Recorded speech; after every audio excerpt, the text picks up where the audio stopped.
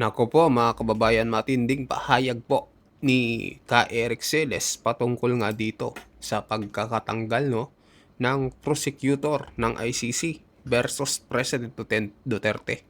Sabi niya dito, breaking, Chief Prosecutor ng ICC versus President Duterte, pinapatanggal na at binabawian ng lisensya. Nako, matindi mga kababayan, kinarma na. Ito na po, pakinggan nyo ang pahayag ni Ka Eric Celis mga kababayan. Magandang araw, sambayan ng Pilipino. Magandang araw, mga kababayan.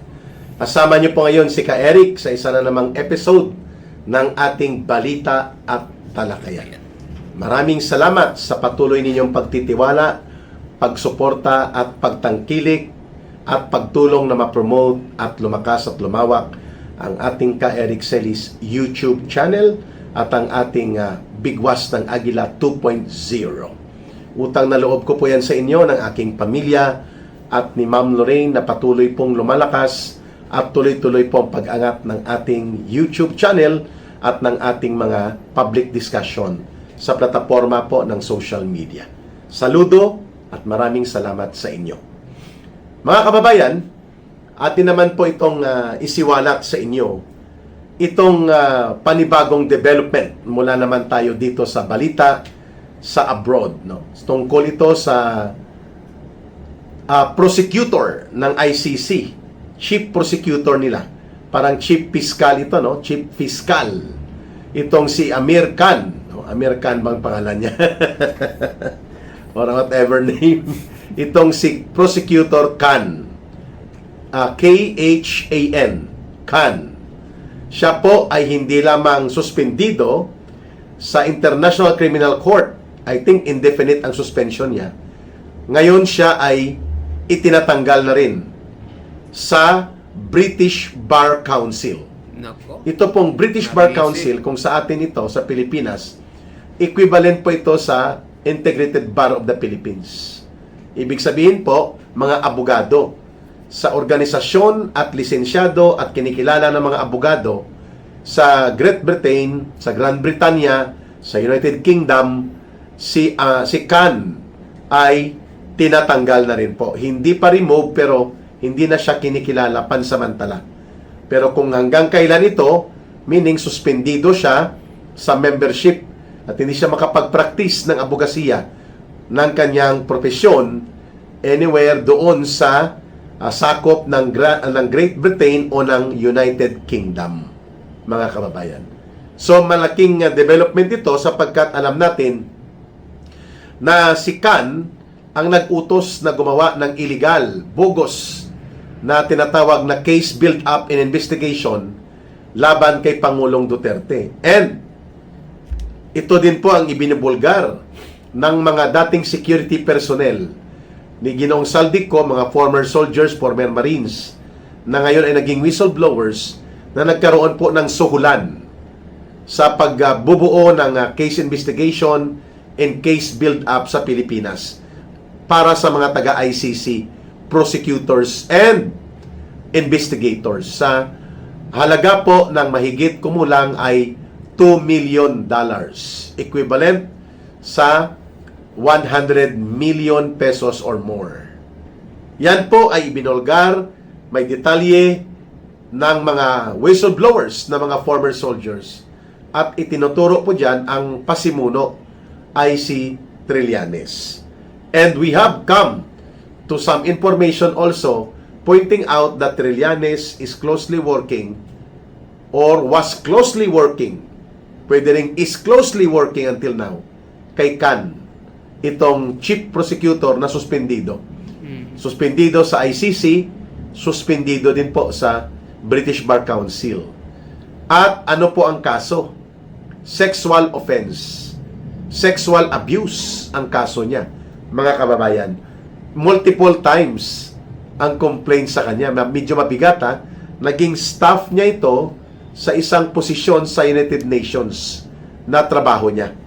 So, naging international staff niya ang naturang nagrereklamo na babae na kanyang di umano ay ginawan ng sexual abuse and sexual offense. Ngayon, napatunayan na mayroon pong batayan para mag-proceed ang investigation at posibleng magsasampa ng kaso laban kay Khan. At habang ito ay kinukumpleto ang investigasyon, hindi siya makakapag-participate sa anumang proceedings ng International Criminal Court. At ganon din po sa pag-practice ng kanyang profesyon bilang abogado sa amang area, malamang pati sa Europe na ito, pati na sa Grand Britannia at sa United Kingdom, mga kababayan.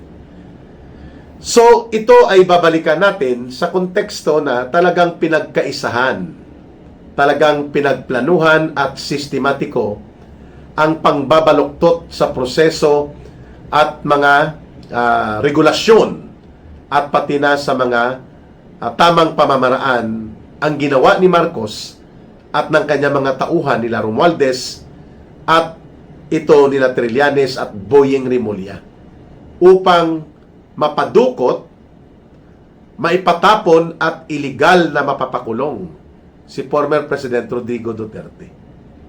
Isang patotoo dyan ang kinasasangkutan ngayon ni Khan na iskandalo na all along hindi pala talaga matino ang pagkatao ng taong ito na nagsisilbing chief prosecutor sa ICC, kung kaya naman hindi katakataka na sumingaw at lumabas ngayon ang kanyang mga anomalya at katarantaduhan, lalo na itong sexual offense and abuse niya na ginawa sa kanyang staff. VicPia, a video enhancer, is an AI video quality enhancer.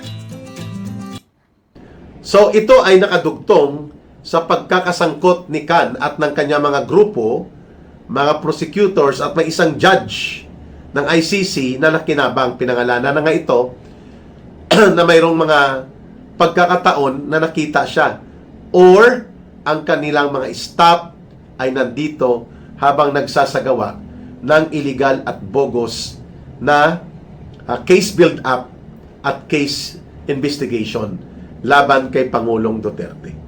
Kaya dapat ito ay sana dalhin na argumento ng legal defense team ni Pangulong Duterte that from the very beginning po mali, wala sa batayang batas, wala sa Rome Statute, nilabag nila ito na siyang sandigan ng pagkakaroon ng ICC at nilabag hindi lamang po ang konstitusyon ng Pilipinas, ang soberenya ng bansa natin, kundi pati ang International Convention on the Protection or International Covenant on the Protection of Civil and Political Rights ni Pangulong Duterte na isa sa mga sagrado na mga kasunduan sa United Nations. So the case involving former President Duterte should be dismissed outright dahil number one, hindi po sinunod ang proseso ng pag-custody sa kanya.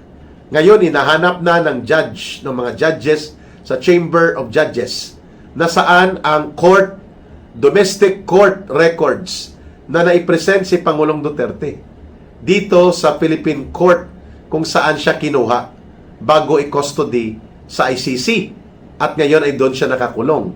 So kasi sa Rome Statute po, I think that is Article 59, ay mayroon pong mandatory requirement na kapag ikaw ay nakuha o na-custody ng ICC para sa nakabinbin na kaso laban sa iyo, ikaw ay ihaharap sa isang lokal na korte upang ikaw ay magkaroon ng karapatan to question, to challenge your arrest and any related matters pertaining to your custody to the authority of the ICC.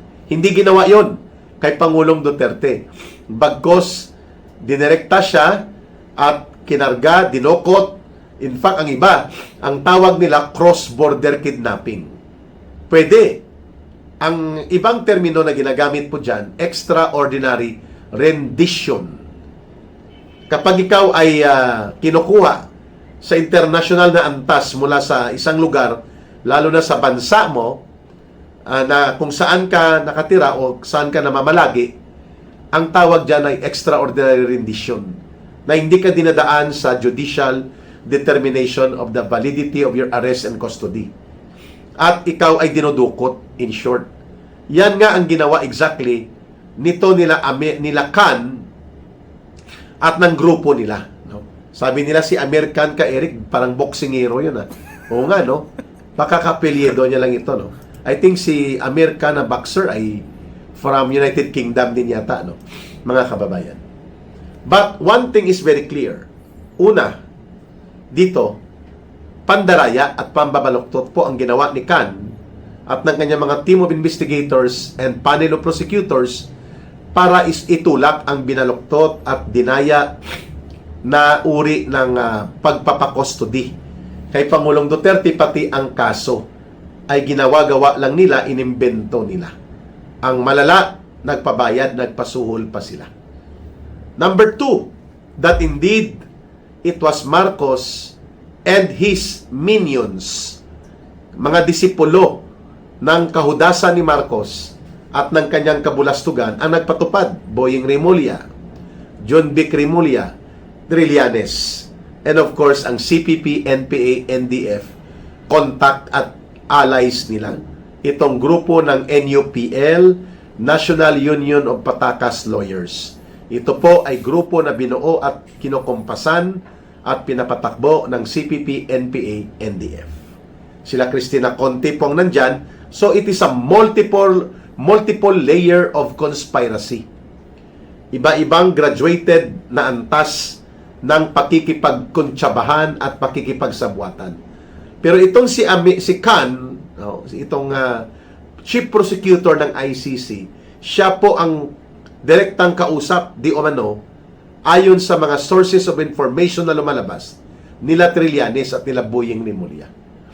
He may not be here physically during the time of their illegal and bogus case build-up and case investigation, pero siya ang nagso-supervise para gawin ang tinatawag na bogus at illegal na pag-iimbestiga at pagsasagawa ng kaso laban kay Pangulong Duterte. Ang nagdadala ng mga kunwari testigo at mga ilapang ebidensya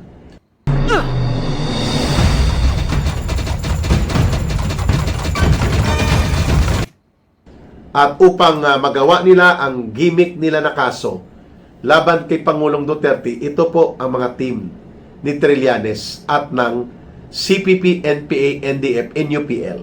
Sila din po nagpapacilitate, mga kababayan, ng panunuhol at paggastos.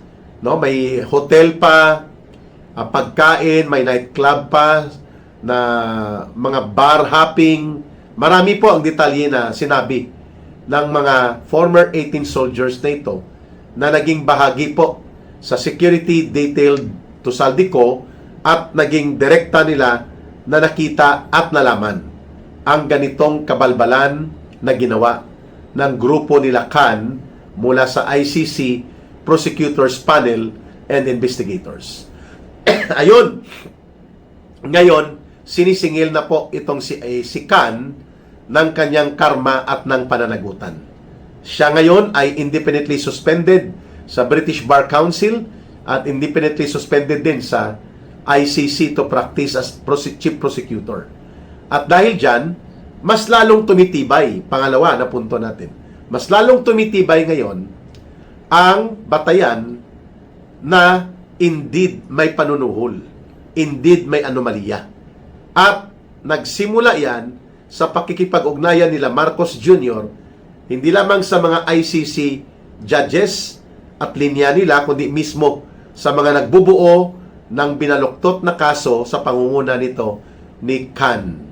Kung kaya, naipatupad ang karumaldumal na pagtataksil ng gobyerno ni Marcos laban sa soberenya ng Pilipinas, pagyurak at pagtapak sa ating konstitusyon at pagtataksil na rin mismo laban sa mamamayang Pilipino at pati kay Pangulong Duterte na nagsilbi para sa ating mga mamamayan. Yun.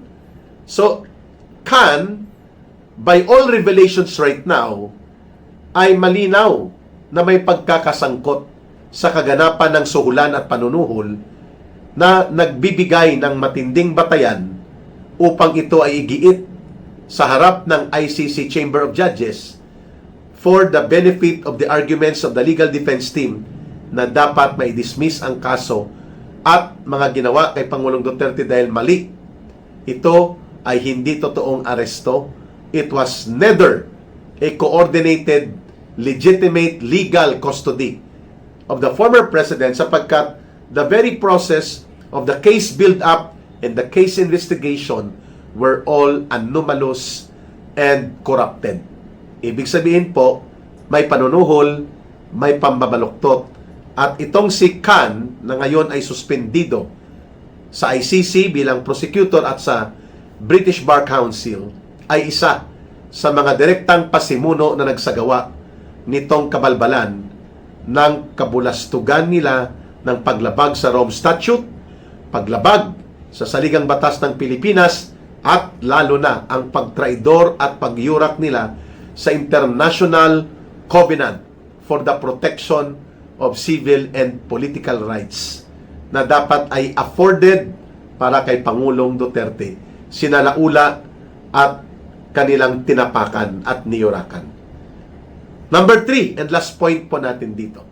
Kailangan po ma-erase ang argumento na ito sapagkat kung ang pag-custody, ang pagkuha kay Pangulong Duterte will be established as ill-motivated with evil and vicious component of dirty political operations, including ang mga paglabag sa mga binanggit ko, Philippine sovereignty, Philippine Constitution, and the UN Covenant on the International Protection of Civil and Political Rights, among others, including the Universal Declaration of Human Rights. Magiging solidong batayan po ito upang mapalakas ang petisyon sa pagpapalaya kay Pangulong Duterte sa hindi makatarungan, abusado at mali at iligal na pagkuha sa kanya at pagdukot at pagpapatapon sa kanya sa ICC detention facility led by Marcos Jr. and dapat makasuhan at maprosecute ito si Khan, pero kung saan siya kakasuhan hindi natin alam kung pwede ba yan dalhin din. Is there a chamber of judges for justice resolution involving misconduct and abuse? Ang pagkakaalam ko, wala. Ang review yata ay ginagawa sa Office of the UN General Secretary.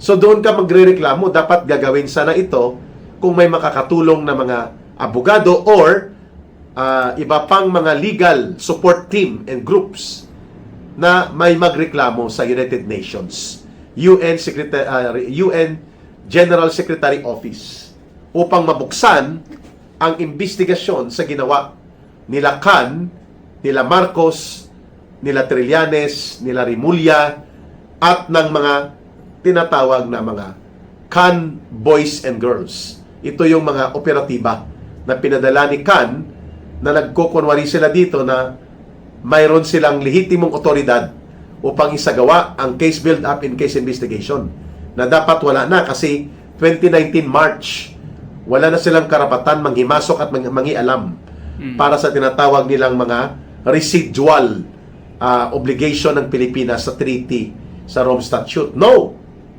The case build-up and the case investigation against former President Duterte started only in 2023 and 2024.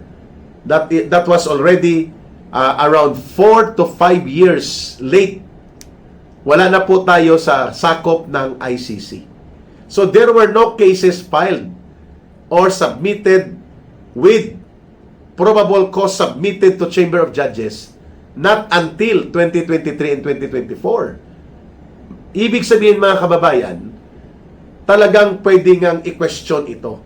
Ang ginawang kahayupan nila Khan, ang kanilang pagiging balasubas at tarantado sa kanilang pandaraya sa proseso, at syempre hindi magagawa ni Khan yun kung walang orchestration and order mula kay Marcos. At ang mga operatiba ni Marcos, si Boying Rimulya, si John Vic Rimulya, at pati po itong si Sunny Boy the Big Joke Trillanes, at pati ang CPP, NPA, NDF. We are praying and hoping na mayroon pong dudulog sa United Nations Secretary General's Office for the direct investigation to be conducted on Can while pending din ang kaso na isasampa sa kanya sa kanyang sexual misconduct, sexual abuse, and sexual offense, ay dapat idagdag po ito ang kaso ng suhulan, panunuhol, korupsyon at pandaraya doon sa pagkakaroon nila ng special operations na pinunduhan nila Marcos at nila Romualdez mula sa pinagnakawan ng mga pera. Kasi sabi ng mga former 18 Marines and soldiers at mga kagrupo nilang mga security personnel ni Saldico, mga pera yon ang ginamit na 100 million plus mula sa katas ng kinorakot nila Marcos, Romualdez at Saldico doon sa flood control at iba pang mga anomalya na infrastructure projects. Mabuti po at may mga balita na lumalabas na kagaya nito para hindi po lubusang mawala sa kaalaman ng taong bayan na hanggang ngayon illegal ang pagkakadukot, bawal at illegal din ang pagpapadetene o pagpapakulong kay Pangulong Duterte. And one living material evidence to that, itong paglantad ngayon ng kabulukan at kabulastugan at kahayupan nitong prosecutor sa ICC, chief prosecutor at that time, itong si Can. Sana umabot ito sa kaalaman ng otoridad ng United Nations, ng UN, United Nations Human Rights Council, ng mga bansa na bumubuo dito. We hope and pray that it will be done. Para naman po mapalaya na si Pangulong Duterte at ma-expose po ang maraming kabulukan at mga gawaing sindikato ng ICC. Lalo na sa nangyari sa kay Pangulong Rodrigo Duterte at ngayon, uulitin din nila laban kay Senator Bato de la Rosa. And we heard another senator, Senator Bongo, ay may kapareho pong target na kunin din siya kung hindi siya makikipag-cooperate kay Marcos at kila Romualdez. Well, abangan natin ito, mga kababayan. Ang importante, we have the way to find out the truth and we shall expose the truth. Maraming salamat sa inyong pagsubaybay at pagtangkilik. At sa mga nagtatanong, paano makakatulong kay Ka Eric sa ating advocacy sa Bangon Sambayanan, ang numero po natin na ginagamit for GCash line of support and line of coordination ay 0916-308-7710. Uulitin po ni Ka Eric, 0916-308-7710. Rohilda Celis po, kay Langdi. Mahalin natin ang bansang Pilipinas. Walang ibang magmamahal nito, kundi tayo ring mga Pilipino. Para sa Diyos at sa Pilipinas nating mahal. May God bless everyone. May Allah will be with those who are Muslim brothers and sisters. Maraming salamat muli. Bye for now. Ito po si Ka Eric. Mabuhay! Yun mga kababayan, matindi pong pahayag ni Ka Eric, no? Patungkol nga dito sa ICC, dito kay Prosecutor Can, na pinapatanggal na at binabawian na ng lisensya. So mag-comment kayo mga kababayan kung anong pahayag nyo dito, at sa mga bagong pasok dyan, pa-subscribe din mga kababayan ng ating YouTube channel.